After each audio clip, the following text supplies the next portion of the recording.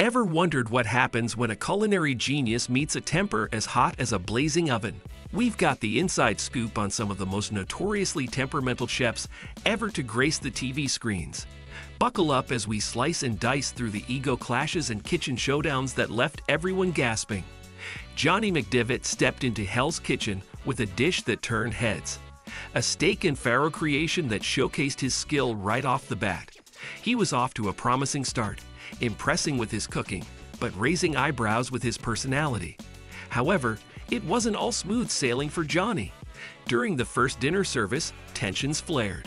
He found himself at odds with teammates Devin Simpson and Matt Hearn.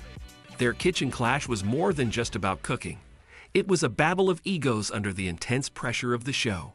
As the days went by, Johnny's journey became more turbulent. He frequently butted heads with Gennaro DeLillo and Jessica Boynton, adding fuel to the fiery atmosphere in the kitchen. His confrontational nature often overshadowed his culinary talents, leading to heated exchanges and tension among the team. But it wasn't just his teammates Johnny clashed with. He also had a significant disagreement with Kimberly Roth. When it came to cooking fish, Shayna Hayden offered some advice, but Johnny wasn't having any of it. His refusal to listen and collaborate became a recurring theme, showing that in Hell's Kitchen, it's not just about how you cook, but also about how you work with others. Mike Aresta's time in Hell's Kitchen kicked off on a shaky note. His choice for the signature dish challenge raised a few eyebrows: packaged tortellini. It wasn't the kind of start that screams top chef, and it certainly set the tone for his stint on the show. His challenges didn't end there. When it came to resetting the dining room, Mike's effort was, well, less than stellar. He seemed to be more in the background, not really pulling his weight, which didn't go unnoticed by his teammates or the audience. Then came the potato challenge, another bump in the road for Mike. His creation didn't hit the mark, leaving much to be desired in terms of culinary finesse. But the real trouble brewed at the fish station. Here, Mike's struggles became more apparent. He wasn't just battling with the fish. He was in a tussle with his own team, especially Jason Zipaltis. These conflicts and his underwhelming performance in the kitchen tasks were glaring. Ultimately, it was these struggles that led to his elimination from the show. Mike's journey was a mix of missed opportunities and team tensions, a recipe that didn't quite work out in the high-pressure environment of Hell's Kitchen. Jason Underwood's stint on the show was, well, less than impressive. Right from the start, his culinary skills didn't exactly shine through. More concerning, though, was his attitude towards women, which was far from respectful.